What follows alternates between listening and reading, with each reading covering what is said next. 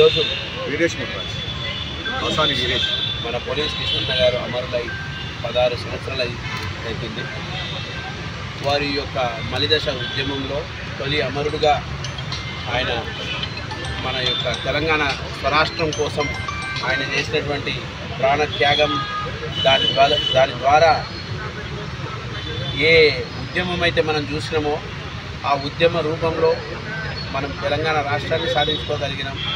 ఆయన యొక్క స్ఫూర్తితోటి చాలామంది బలిదానాలకు సిద్ధమయ్యే టైంలో ఎవరు మన శ్రీకాంతాచారి గారు చేసిన ఆ యొక్క బలిదానాలు కావద్దు అని మేమున్నాము అని చెప్పి సర్వీస్లో ఉంటూ కూడా ఆయన చేసినటువంటి ఆ త్యాగాన్ని మనం ఎప్పటికీ మర్చిపోలేని పరిస్థితి అది. ఆయన యొక్క బలిదానము అలాగే చాలామంది అమరులు అయినారు. వాళ్ళందరి త్యాగ ఫలంతో ఈరోజు తెలంగాణ రాష్ట్రం ఏర్పడి దశాబ్ద కాలం అయింది.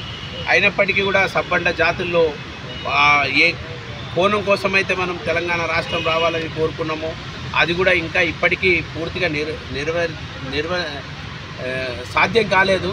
ఎప్పుడైతే ఈ సబ్బండ జాతులకు న్యాయం జరుగుతుందో వాళ్ళ యొక్క ఆత్మలు కూడా శాంతిస్తాయని ఈ యొక్క సందర్భంగా తెలియజేస్తూ ఆయన ఇచ్చినటువంటి స్ఫూర్తిని మనం తీసుకొని రాబోయే రోజుల్లో ఈ యొక్క సబ్బండ జాతులకు సంబంధించినటువంటి సమస్యలతో పాటు ముదిరాజులలో అత్యధికంగా కష్టపడుతున్నటువంటి సమస్యలు చాలా ఉన్నప్పటికీ బీసీడీ నుంచి బీసీఏకి మార్చాలన్న యొక్క జీవోని అమలుపరుస్తామని ప్రభుత్వము వాళ్ళ యొక్క కామారెడ్డి బీసీ డిక్లరేషన్లో ఇచ్చినటువంటి అభయాస్త బీసీ డిక్లరేషన్లో చెప్పినటువంటి వాగ్దానాన్ని ఈ రోజుకి 2 సంవత్సరాలు అయినప్పటికీ కూడా వాళ్ళు నెరవేర్చకపోవడం బాధాకరం. ఈరోజు ఆయన వర్ధంతి సందర్భంగా ఇది ఎందుకు గుర్తు చేసుకున్నామంటే బలి అవుతున్నటువంటి వారేమో సబ్బండ జాతులు అధికారంలోకి వచ్చిన తర్వాత ఆ సబ్బండ జాతులను పట్టించుకోకపోవడం బాధాకరం. పోలీస్ కృష్ణన్న వారి యొక్క వర్ధంతి రోజునే మనము ముదిరాజు ఉద్యమం ప్రారంభిద్దామని అనుకున్నాం.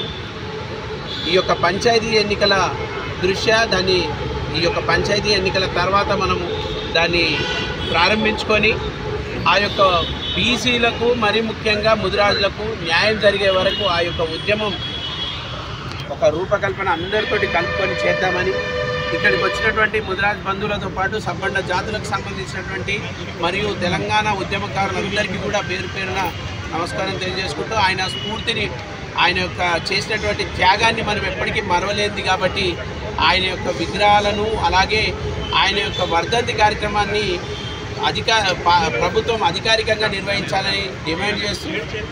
జై ముదిరాజ్. ఇప్పుడు మీరు కామారెడ్డిలో బీసీ డిక్లరేషన్ అన్నారు కదా, కామారెడ్డిలో మరి బీసీ డిక్లరేషన్ లో ముదిరాజుల వాటా ఎంత అనే దానిపైన మీరు ఎవరెవరు కార్యాచరణ చేస్తున్నారు, ఎంతమంది ఎన్ని సంఘాలతోని ఇక్కడ ఐక్యవేదిక ఏర్పడింది దయచేసి చెప్తారా? ఎన్ని సంఘాలు ఉన్నాయి రాష్ట్రంలో? అట్లా సంఘాలు ఎన్ని ఉన్నాయి అనేది చెప్పలేం బ్రదర్. అన్ని సంఘాలతోని అదే ఇప్పుడు కామారెడ్డిలో గతంలో 70,000 మందితోని రోడ్ షో చేశారు. అలా అదే స్ఫూర్తితోని మిగతా జిల్లాలకు కూడా వ్యాపించింది. అదే స్ఫూర్తితోని ఈరోజు 150,000తోని కామారెడ్డిలో సభ పెడతాము, మీరు అక్కడ డిక్లరేషన్ చేస్తారా అని చెప్పేసి ముదిరాజులు అడుగుతున్నారు. దానికి మీ సమాధానం? డిక్లరేషన్ చేయడం కోసం తప్పనిసరిగా బీసీడీ నుంచి అనేది ఒక ఉద్యమ రూపం తీసుకోవాల్సిన అవసరం ఉంది, బాధ్యత ఉంది. గతంలో రాజశేఖర రెడ్డి గారి ఉన్నప్పుడు మనం ఆనాడు రాజశేఖర రెడ్డి గారి ఆశీస్సులతో బీసీఏని పొందినాం. దాని మీద మెడికల్ అడ్మిషన్లో ఇంజనీరింగ్ అడ్మిషన్లో కూడా అది కొద్ది కాలం పనిచేసింది. మనమంటే గిట్టని వర్గాలు ఇలా కోర్టులకు వెళ్ళి దాన్ని ఆపే ప్రయత్నం చేసినారు. దాంట్లో వాళ్ళు సఫలమైనారు, మనం కొంత విఫలమైనాం. అయినప్పటికీ సుప్రీంకోర్టులో అనేక రోజులుగా పోరాటం చేసినాం. ఈరోజు సుప్రీంకోర్టు 2022లో రాష్ట్ర బీసీ కమిషన్ స్వచ్ఛందంగా ముందుకొచ్చి ఈ అంశాన్ని మేము రాష్ట్రంలోనే పరిష్కరిస్తామని చెప్పి అఫిడవిట్ దాఖలు చేసిన నేపథ్యంలో 2022లో అది రాష్ట్రానికి అప్పచెప్తూ సుప్రీంకోర్టు దాన్ని ఆదేశాలు ఇవ్వడం జరిగింది. దాదాపు అది వచ్చి కూడా ఇప్పటికీ 3 సంవత్సరాలు గడిచిపోయింది. ఈ ప్రభుత్వం వచ్చి అభయహస్తంలో బీసీడీ నుంచి ముదిరాజుల కార్పొరేషన్ దానికి నిధులు అన్నీ చెప్పినప్పటికీ కూడా ఆచరణలో ఏమాత్రం ముందడుగు వేయడం లేదు. మా కార్పొరేషన్ ఇచ్చినందుకు మేము అందరం ధన్యవాదాలు చెప్పినాం, కానీ కార్పొరేషన్ కావాల్సిన నిధులు ఇవ్వమని చెప్పి కూడా మేము వాళ్ళకి అదేవిధంగా వారి చొరవతో వచ్చింది. ఇవాళ గత సంవత్సరం కూడా ఫిషరీస్ సైడ్లో 30 కోట్ల మాత్రమే సీడ్ పంపిణీ చేసినారు. ఇవాళ కొంత నిర్లక్ష్య వైఖరి ముదిరాజుల పట్ల కనబడుతున్నది కాబట్టి మేము ఖచ్చితంగా పోరాటానికి సిద్ధపడే ఉన్నాం. ప్రభుత్వాన్ని రిక్వెస్ట్ చేస్తున్నాం. ఈ రోజుకైనా 2 ఏళ్ళు గడిచింది, తెలంగాణ రైజింగ్ అని మీరు కార్యక్రమాలు చేస్తున్నారు. ఈ రేజింగ్లో ముదిరాజులం ఉండమా లేమా అనేది కూడా మేము ప్రశ్నిస్తున్నాం. ఏ రాష్ట్రం అయితే అభివృద్ధి కావాలనో ఆ రాష్ట్రంలో అత్యధిక సంఖ్యలో ఉన్న ముదిరాజులు లేకుండా ఏ సమాజం అభివృద్ధి కాదనే అంశాన్ని ప్రభుత్వం గుర్తించాలని చెప్పి కూడా ఈ సందర్భంగా కోరుతున్నాం.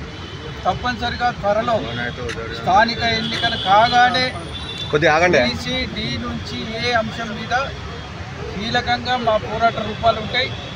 రాష్ట్ర వ్యాప్తంగా మా కార్యాచరణ ఉంటుంది. కామారెడ్డి నుంచే లక్షలాది మందితో ఈ కార్యక్రమానికి రూపకల్పన చేస్తాం.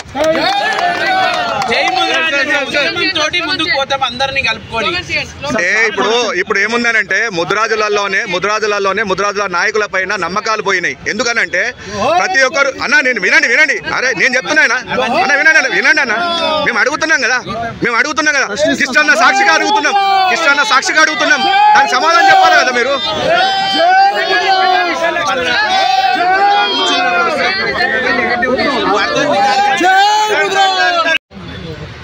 వర్ధంతులు అన్నీ కూడా కార్యక్రమాలు ప్రభుత్వ పరంగా చేస్తున్నారు. అది ఏందో ఏమో మనకు శాపం, కానీ మన ముద్రాజులనే మన కులాలు చదువులైన పెద్దలను ఎవ్వరు కూడా గుర్తించడం లేదు. ఆ పార్టీ ఈ పార్టీ కాదు, ఏ పార్టీ కూడా గుర్తించలేదు. కాబట్టి ఇప్పటికైనా మనం ఒక తాటి మీద మనం గుర్తించే